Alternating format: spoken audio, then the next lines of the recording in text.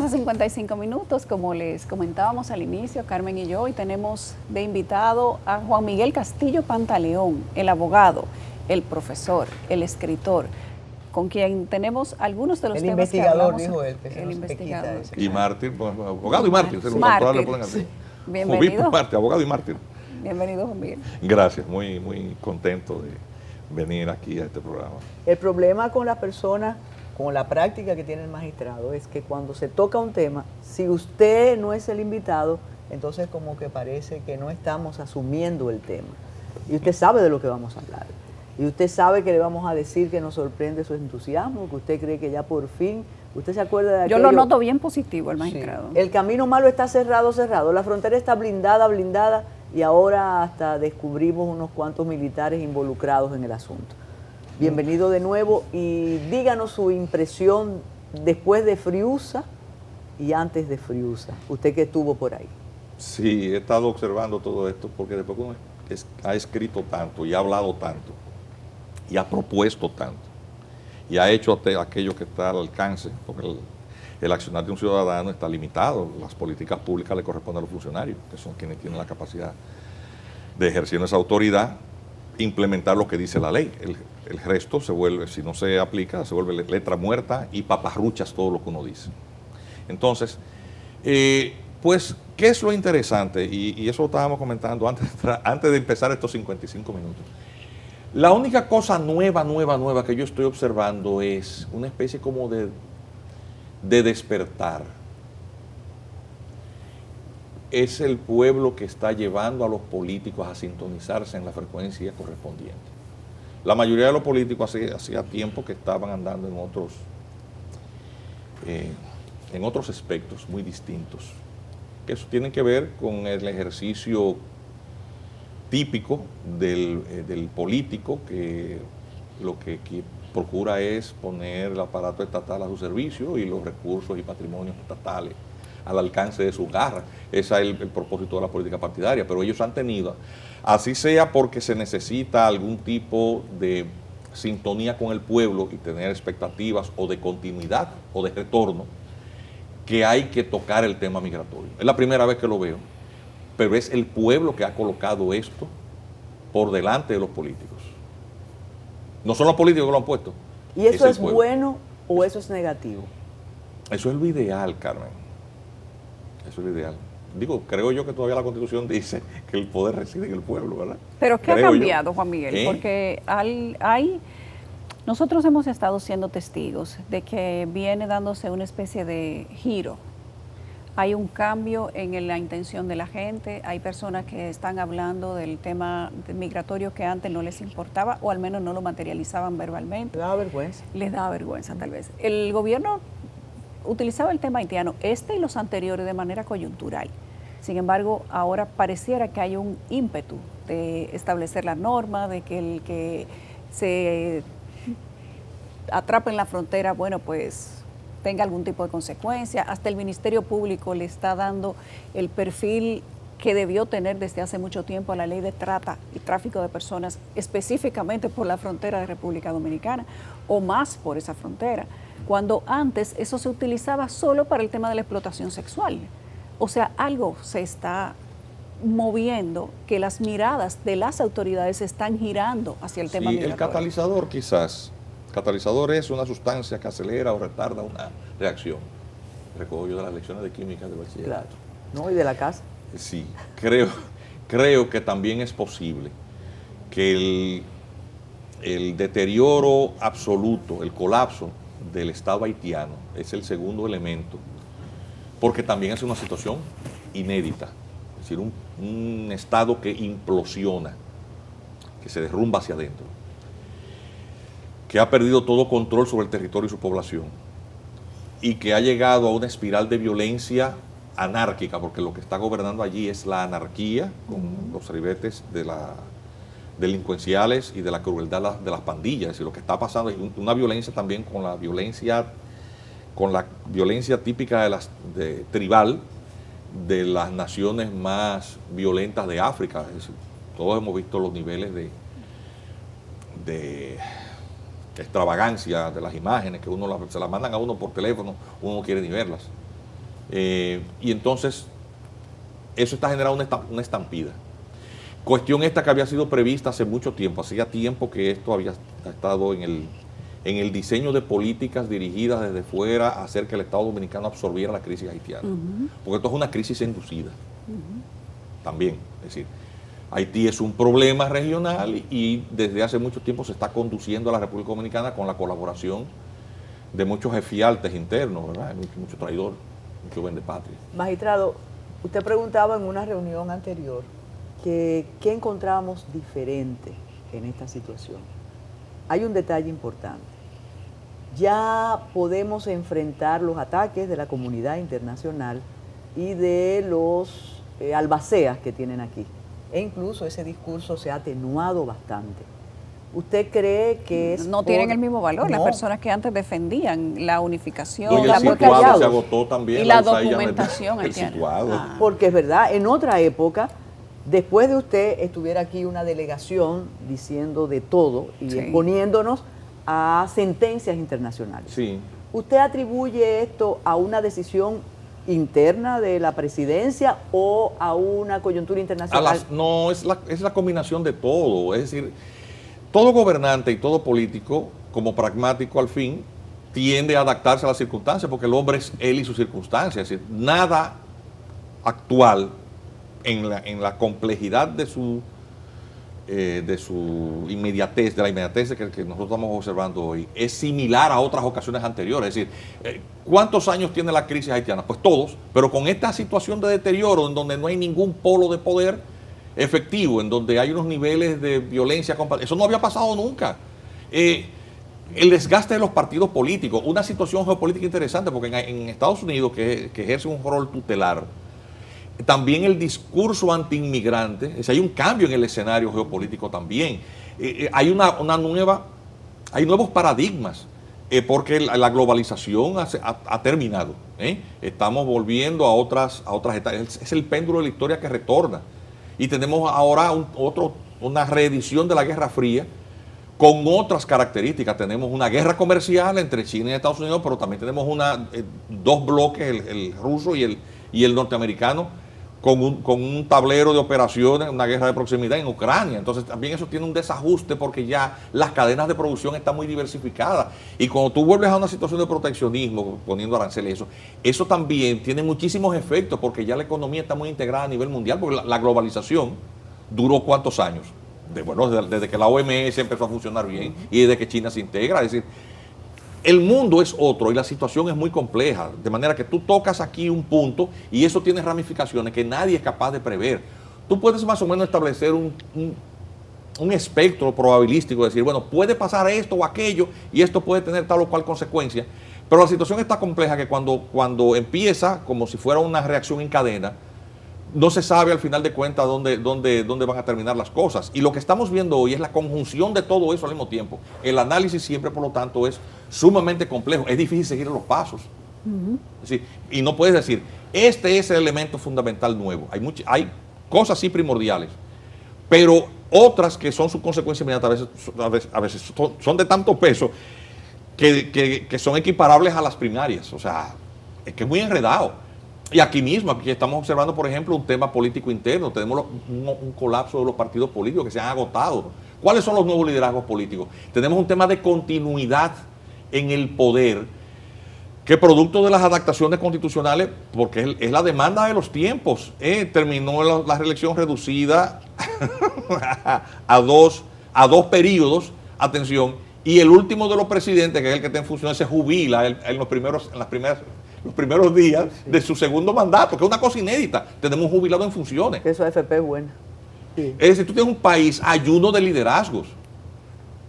Tú tienes también una situación de ocaso de las ideologías. Fukuyama llegó a pronosticar que ya el fin de la historia había llegado, porque ciertamente las ideologías, en su visión, eran absolutamente anacrónicas. Ya no había lucha de ideas, todos los partidos se habían integrado. El mercado, el libre mercado, la globalización, había en cierta manera estandarizado todos los modelos políticos, por lo menos en el capitalismo.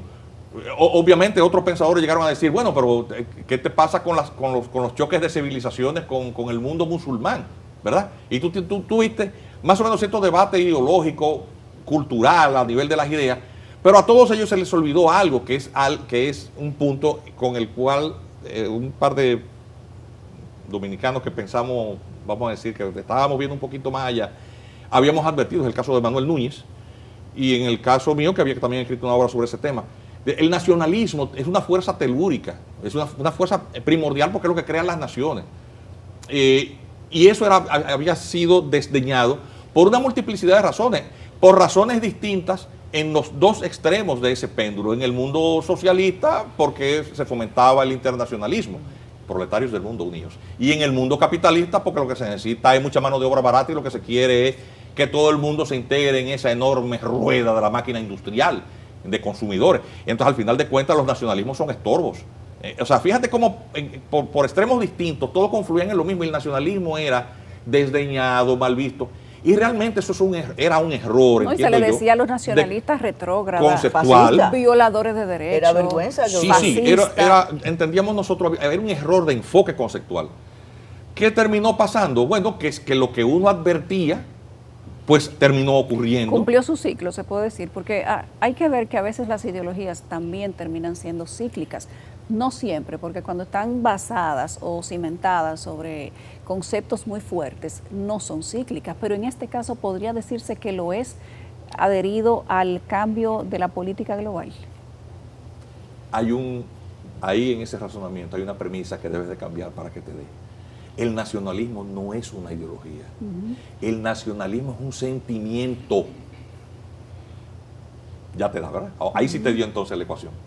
Es decir, y lógicamente como es un sentimiento, es algo que tú puedes poner al servicio de propósitos, tú puedes instrumentalizarlo, tú puedes hacerlo parte de un componente o de un constructo de ideas para fines políticos, de un diseño de política económica, de un diseño de política social, o sea, tú puedes, de política cultural, pero el sentimiento en sí, que es el sentimiento de lo propio, de lo que le llaman, la palabra es en griego que utilizar necesariamente, que es el ethos, Si tú identificas eso, tienes un elemento que en toda ecuación de análisis social, político, antropológico, te puede dar un resultado.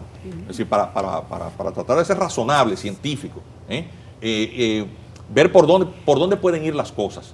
En República Dominicana ese sentimiento siempre estuvo subyacente, desdeñado por la intelectualidad, fundamentalmente la que tiene raigambre izquierdas, por aquello y se convirtió en una posibilidad de odio y así se manejó. Y por eso el miedo a asumirte dominicana, por ejemplo. Sí, no, pero atención, mira, y el libro de Manuel Núñez, vuelvo y he hecho manos a Manuel. Recuerda que la tesis fundamental del ocaso de la nación dominicana es un libro de un autor, de Julien Bendá, es la traición de los clérigos, es decir, la intelectualidad traiciona los ideales de la sociedad y por eso es que él echa manos de Renan, de Fustel de Coulanges, de todos esos intelectuales decimonónicos, porque realmente fueron los primeros, Mancini, que en Italia, que fueron los que crearon las primeras teorías sobre el espíritu de las naciones. Obviamente eso, y hay que tener en eso un entendimiento amplio, porque para que nada se te escape, y poder en el análisis pues armonizarlo todo y más o menos tratar de entender por dónde o en qué dirección va a ir el péndulo de la historia. Lo que se está observando es el resurgimiento del nacionalismo como un sentimiento que siempre estuvo ahí, estuvo un poco adormecido. ¿Qué tú opinas entonces sobre la base del resurgimiento del nacionalismo? ¿Qué tú opinas de la antigua orden dominicana?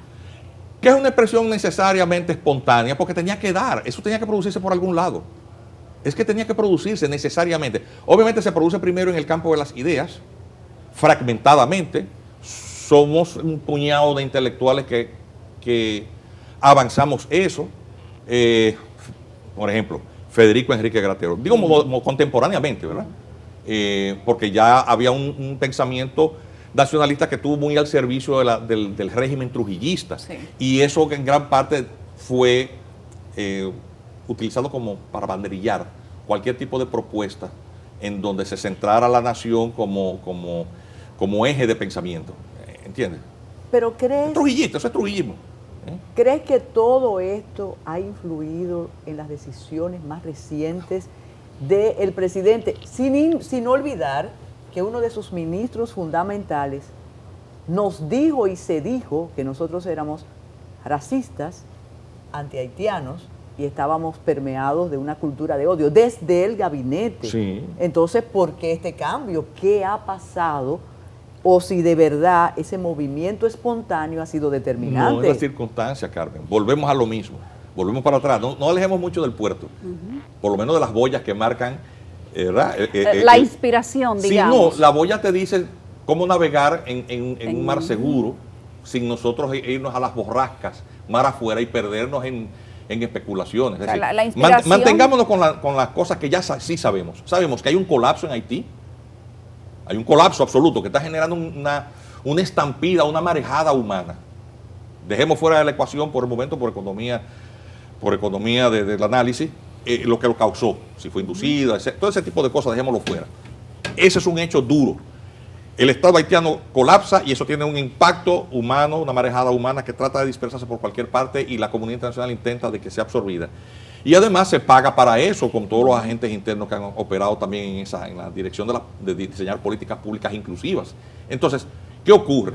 Como hay un sentimiento nacional que siempre estuvo ahí y hay también una sobredemanda, porque hay un tema económico material, porque los recursos son limitados, que termina impactando al pueblo. Es decir, cuando tú tienes una cantidad de mujeres dominicanas que no encuentran cama en los hospitales, cuando tú tienes familias que no encuentran cupo para sus hijas, cuando tú tienes un problema de seguridad, cuando tienes un problema de hacinamiento, cuando tienes un problema de dumping salarial que desploma el valor del salario, desempleo, o sea, tú tienes una cantidad, porque el tema medioambiental, o sea, tú tienes un sancocho de tantas cosas que son impactadas por la migración masiva, que sencillamente llega un momento en que eso eclosiona, es decir, explota.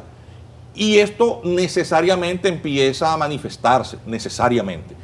Como te digo, empezó porque algunos intelectuales, o desde el campo de las ideas, se advertía, no se hizo caso, pero empieza a producirse. Es decir, a estos movimientos que uno está observando son de naturaleza popular. Siempre todos vamos a tener la duda de si realmente eso es auténtico, y la duda es legítima. ¿Usted recuerda? ¿Será tan bonita, será verdad tanta belleza?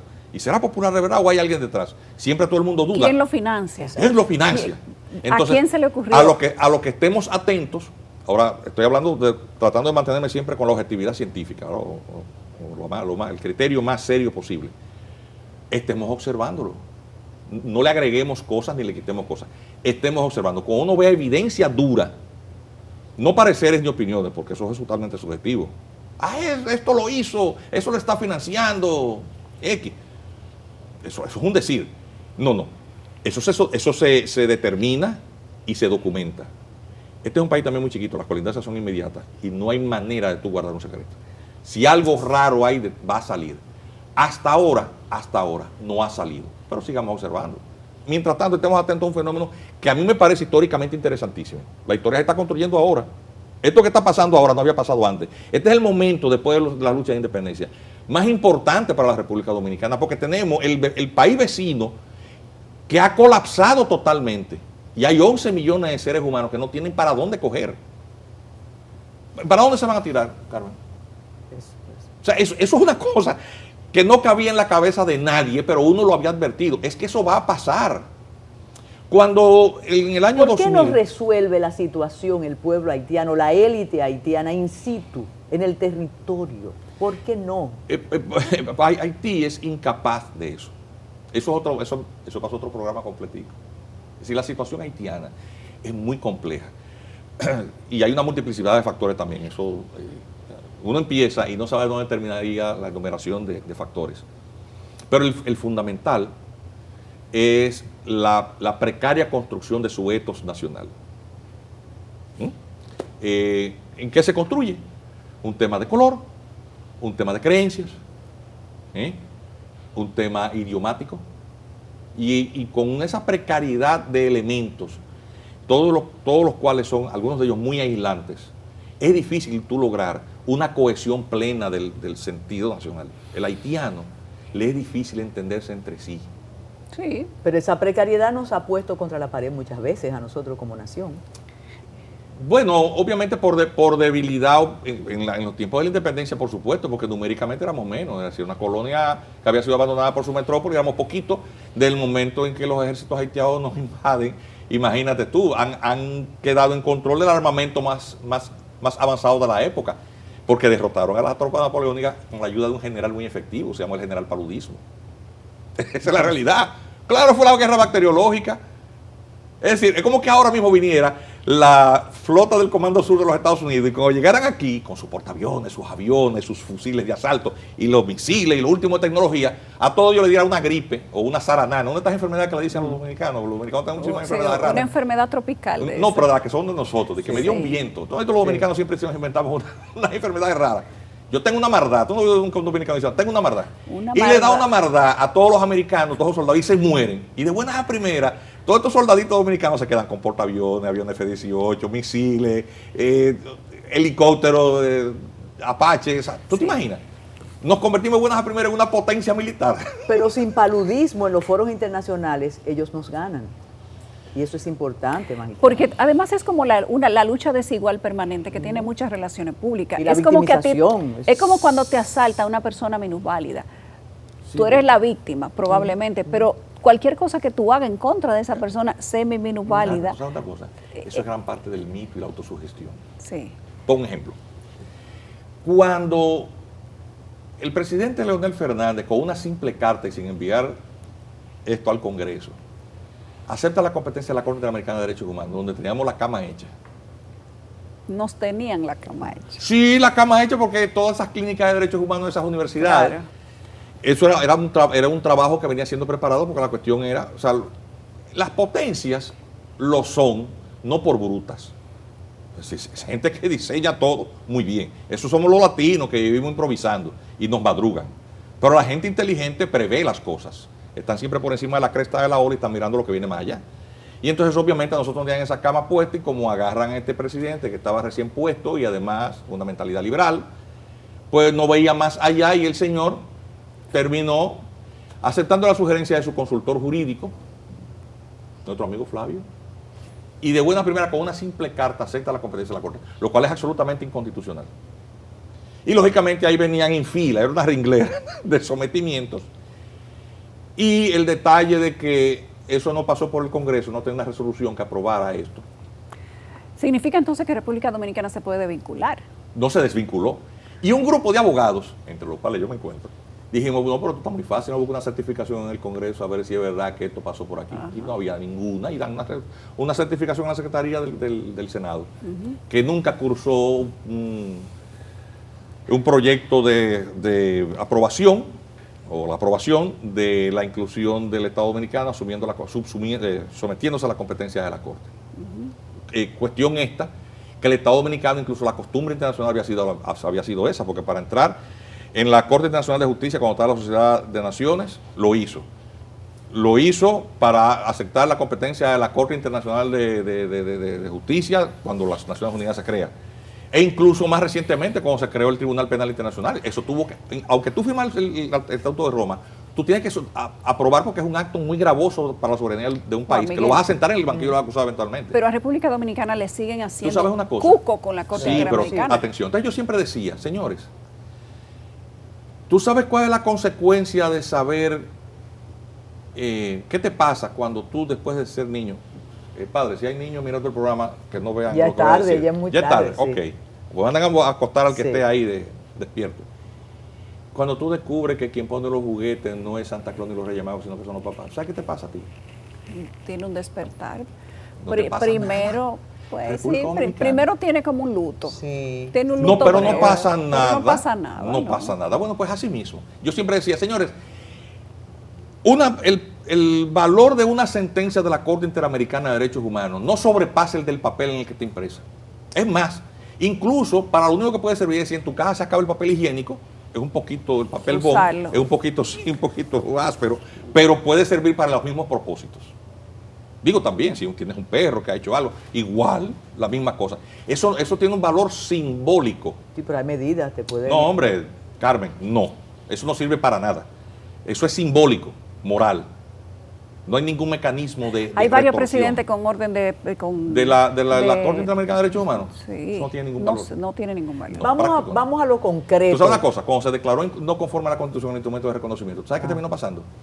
Nada. Y toda esa burrundanga que habló tanta gente, tanto teórico, tanto periodista liberal, Bueno, tanta que decía gente. tantas cosas mal, constitucionalistas amigos de nosotros, que decían como que iba a pasar una especie de cataclismo Pero contra la República también Dominicana. tanta gente ayudada por fondos internacionales para que empujara esa retórica claro. del tema haitiano, que el cuco era azuzar con las sentencias de la Así Corte es, cuando Interamericana República de los Derechos Dominicana Humanos. da los primeros pasos en la dirección de su independencia mental, oye lo que estoy diciendo, su independencia mental, sobrepasar esos atavismos de que, ay, ¿qué va a decir la comunidad internacional?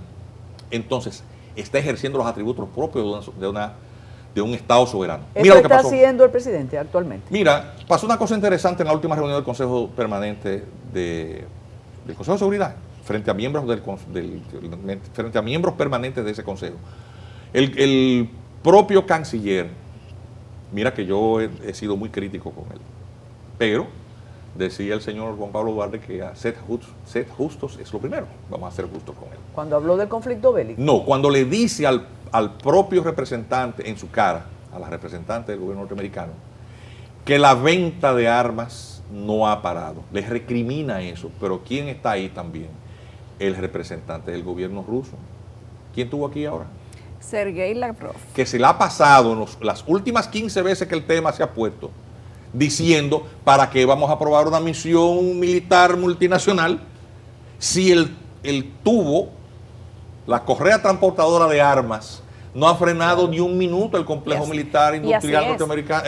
Pero también hay que entender que Haití es un estado de narcotráfico, donde además su principal operación económica viene del narcotráfico y de cómo esto se ha convertido en un centro de distribución. Así es. Pero no quiero que te vayas sin comentarnos, Juan Miguel, ¿de qué manera tú crees que se conecta la presencia de Sergei Lavrov, la presencia del secretario de Estado de Estados Unidos, el señor Marco Rubio, y la presencia de un embajador chino en República Dominicana? Tenemos las tres embajadas que tienen los puestos más importantes en el Consejo de Seguridad de la ONU, y quizás eso pueda ayudar a República Dominicana a empujar cualquier idea frente a la situación de Haití.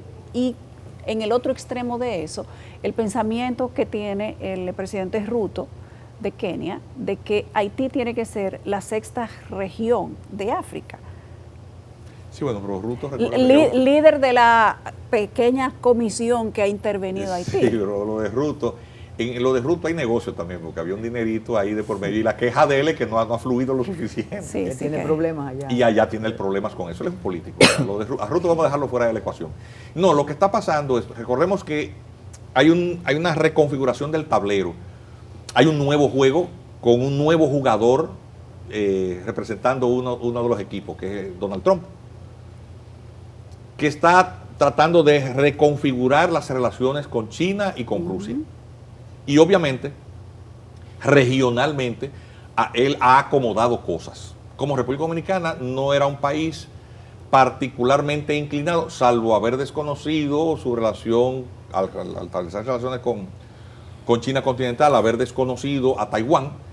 Todo lo demás había ido en una dirección de complacencia permanente a los intereses norteamericanos en términos políticos, es decir, cada iniciativa en la OEA, en la ONU, siempre ha sido votada, salvo cuando se ha abstenido con temas migratorios. Por ejemplo, el Estado Dominicano siempre ha estado, pues, donde el capitán lo vea. No se le lleva mucho en contrario. Pero regionalmente también hay un reflujo del socialismo. Primero por el colapso de algunos de los países insignia de ellos. Cuba está vuelto un estropajo, Venezuela tiene muchas dificultades, Nicaragua. Hay un reflujo regional y hemos visto cómo ese reflujo ideológico está generando cambios políticos, Bukele, Milei, etc. República Dominicana se ha mantenido entre las dos aguas, es decir, haciéndole ojo bonito a todo el mundo, pero sabe que necesita levantar el veto ruso y chino en el Consejo de Seguridad para que la misión de asistencia militar, la MMAS, tenga algún tipo de posibilidad, porque si no hay músculo, si no hay vigor, va a ser superada por la capacidad, primero la cantidad de efectivos, que son miembros de la pandilla, y la potencia de fuego de su armamento, que supera. Cuando tú ves la resolución, Carmen, te invito a eso, la puedes descargar por la internet. Cuando tú ves las reglas de combate, porque hay además de la resolución que aprobó la creación de la misión, hay otros documentos extras que fueron sujeto de redacción y de aprobación previa. Si por ejemplo, las reglas de combate, qué tipo de armamento se puede usar, de qué calibre y en qué condiciones con fuerza letal. Todo eso está muy regulado. Y cuando tú lees eso, te das cuenta que a lo que iba cualquier soldado, no digo yo de Kenia, de cualquier sitio, era a morir sin gloria en una cuneta de una callejuela, de cualquier villorrio de Haití, porque apenas les permiten utilizar fusiles con proyectiles de un calibre muy bajo. Y las pandillas tienen, algunas de ellas tienen incluso armas con calibre 50, que es capaz de perforar un blindaje fuerte, un blindaje medio de un carro de asalto. Lo han hecho. Y lo han hecho. Entonces, yo ando con una pistolita y tú andas de aquel lado con un... Yulisa dijo que No hay usted forma. no se podía ir sin comentar dos temas y el tiempo se nos va, pero usted se ha referido a pandillas y a bandas. ¿Usted no cree que esos son grupos paramilitares? Y en segundo lugar, ¿usted recuerda aquello del camino malo está cerrado, cerrado? Aquí se repite que la frontera está blindada, blindada. ¿Usted cree eso, Juan Miguel No, Castillo blindada, Pantaleón? blindada no, porque son 300 y casi 400 kilómetros de frontera. Algunos lugares son de casi imposible construcción de un obstáculo fijo como una pared o valla inteligente. Es difícil. Hondonadas, partes que están definidas por cursos de agua. Sí. Es decir, entonces eso siempre establecerá por las dificultades orográficas la dificultad y vas a tener que confiar en el patrullaje. Y obviamente el patrullaje es sumamente débil porque es permeable. Es lógico. Es decir, eso siempre va a ser... Debilidades de carácter. Sí, pero que con eso se va a estar lidiando en todas partes. Eso pasa también en la frontera México-norteamericana, Sí. en cualquier lugar, en Pakistán y la India. En cualquier parte pasa eso. Lo que pasa es que lo meten preso 30 y 40 años en la frontera de México con Estados Unidos. Sí, Al militar que la deja única pasar cosa un- nueva que he visto un ilegal. es una resolución que dictó el Consejo del Ministerio Público, dando unas instrucciones operativas para el Ministerio Público cada vez que sometan a una persona por tráfico y trata de personas, le apliquen también la ley de lavado. Entonces, eso Asusta un poco más. no es muy efectivo, porque significa que, que se le va el te vehículo quitan se va de todo, paro, te lo la quitan. casa, los ahorros. La persona que se arriesga, El costo va a ser muy alto. si el costo de oportunidad por lo menos a poner la puerta un Si poquito no logra difícil. huir, porque casi todo huye. Sí, pero la matrícula del vehículo está ahí porque los vehículos tienen placa, Carmen. Sí. Es que termina. Es decir, tú sales corriendo, pero el vehículo queda. El lavado le da la posibilidad de hacerle una persecución más efectiva. Cuando nosotros redactamos el reglamento de aplicación de la ley, esa parte del reglamento que decía que, que los vehículos solamente podían ser devueltos con una sentencia definitiva e irrevocable. Yo recuerdo, yo puedo hacer una anécdota buenísima de eso, la haré otro día, por una cuestión de tiempo, pero hubo que discutir el borrador del proyecto con muchísimos funcionarios, inclusive militares. Claro. Y yo me recuerdo la dificultad que tuvimos ahí, que llegó un momento con un coronel de eso, yo digo, pero ve acá, ¿y usted es tan amigo de la gente que trae haitianos? Y Es que hay empresas ya, organizaciones criminales. y tengo que darle un voto de confianza al director de migración que nos impuso, porque una de las condiciones que colocamos era que eso no se iba a hacer en una oficina oficial, una oficina gubernamental, porque entonces está uno sujeto a la tutela Claro, del claro. funcionario. Y eso se va a hacer en mi oficina, porque en mi oficina mando yo. Y entonces, y en la oficina del doctor Tapia, me recuerdo que también formaba parte Manele de la comisión. Y recuerdo yo que esa madrugada, la discusión estaba muy fuerte entre estos altos militares y nosotros que estábamos redactando este borrador. Y entonces llegó un momento en que el entonces director de migración, que era José Ricardo Tavera, me ala así, por debajo del escritorio del pantalón, Calma. me dice como, y me hace así. Sí. No, pues mire, vamos a dejar esto sobre la mesa Y, después y entonces lo vamos a discutimos. seguir discutiendo. Bueno, Juan Miguel, mira, ya muy tarde, son las 2 de la mañana. Entonces no se imaginan todo lo que voy a trabajar ahí. Y entonces cuando salimos a despedirlo, y que estoy caminando, estamos saliendo de la oficina del doctor Tapia, que antes estaba ahí en Augusto Mejía Ricardo.